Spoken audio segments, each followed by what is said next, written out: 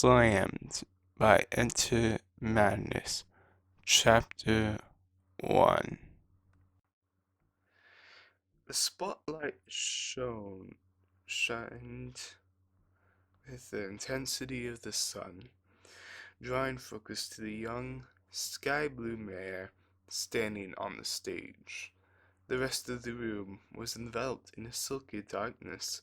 The ponies who dwelled there, watching Pegasus on stage as she shifted under the attention of the spotlight.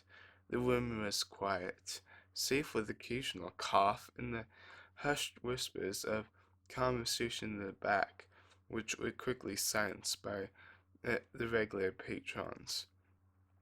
There were no curtains on stage. This was not a theater or an opera house, just a room that happened to contain an elevated platform at one end and enough tables and chairs to comfortably seat at least 50 ponies. The house was almost full that night, most of Ponyville's poetically inclined having come out to see what the new debut of a new poem by a man who had never written poetry before. A very famous man, in fact. Rainbow Dash was nervous, like she had never been before. When she had flown in the best young fly competition, she went in at least knowing she could fly. Even when she was saving ponies during the mare do well thing, her heart didn't beat half as fast as it was now. That had been dangerous, but it was something she knew she could do. Here, she was in the completely unknown territory. One factor was consistent between the two events, though. Her friends were there to support her, even Rarity, this time. The silence that Rainbow Dash had caused with her hesitation grew ever longer. Her heart pounded in her ears, each second passing right on time, no matter how hard she willed them to stop. She couldn't see her friends. The spotlight was blinding her, casting the crowd in shadows of an anonymity. She wanted to run, but her legs were rooted in place. She creased her brow, taking a deep breath to drive the nervousness from her body. Performing uh, was what she loved, what she was good at, and this was just a different kind of performance. The microphone smelled metallic as she leaned toward it. There was a loud shriek as feedback tore through the speakers before settling down. Rainbow Dash blushed a slight red, but didn't stop. "Flying is awesome," she said, her voice amplified through the room by the microphone. "A poem by Rainbow Dash." She took a deep breath. "Flying is awesome. Flying is cool. Flying definitely beats going to school. Flying is radical. Flying is sweet. Flying is something that it cannot be beat." She paused, her mind running back over the words she had just spoken. What was she doing up there on stage in front of all these ponies? They were all eggheads who read and wrote poetry all the time. She probably sounded so stupid to them. And now she had been stopped for way too long, and some pony coughed uncomfortably. No one was getting up, and Rainbow Dash knew that they were probably just using the bathroom, but she couldn't help but think that they were leaving because of her. She felt the urge to run again, and to just say forget it, and leave, and never return. What right did she have to write poetry? All she ever did was fly. She flew incredibly well, but that was about the only thing she did well, besides being awesome, of course. Did she think she could just read a few poems she liked and then write one herself? Even with her friend's help, she had probably mucked up writing the poem and was about to make a fool of herself. Just like at the best young flyers competition, self-doubt reared its ugly head. Rainbow Dash closed her eyes and did what she did when she raced. She remembered.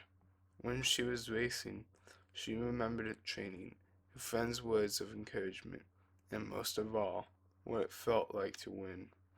Rainbow Dash clenched her jaw and nodded. I fly up so high, higher and higher.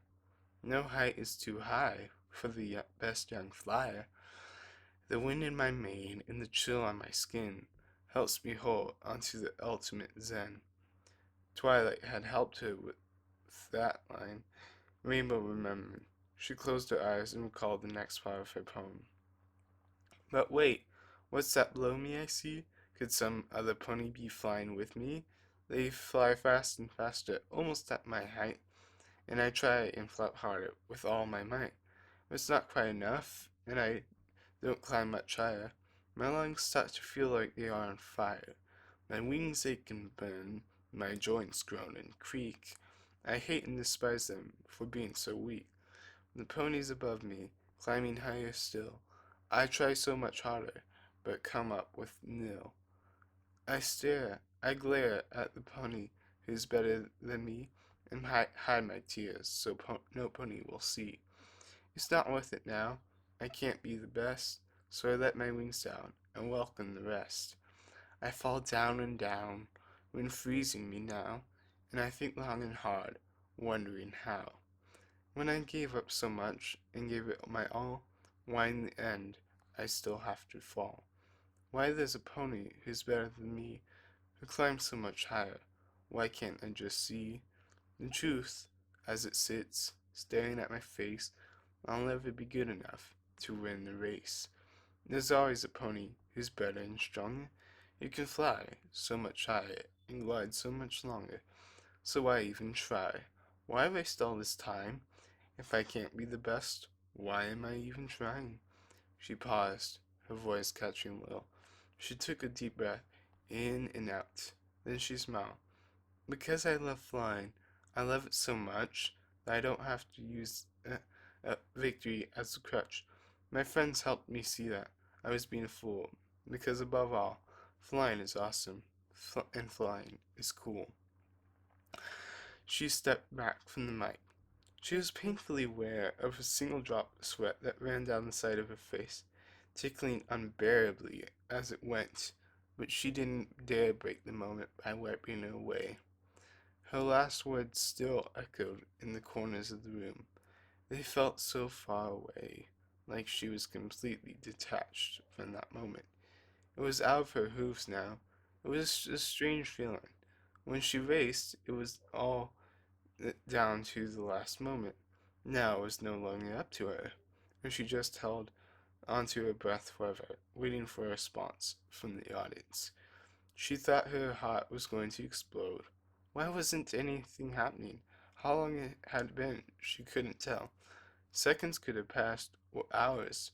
Rainbow Dash just didn't know. She wanted to say something, but she was frozen. Finally, the moment ended, and a polite stopping rippled through the crowd. Then, off to the left, she heard cheering and whistling from the table where her friends sat. You weren't supposed to cheer at a poetry reading, but they were doing it anyway. For her.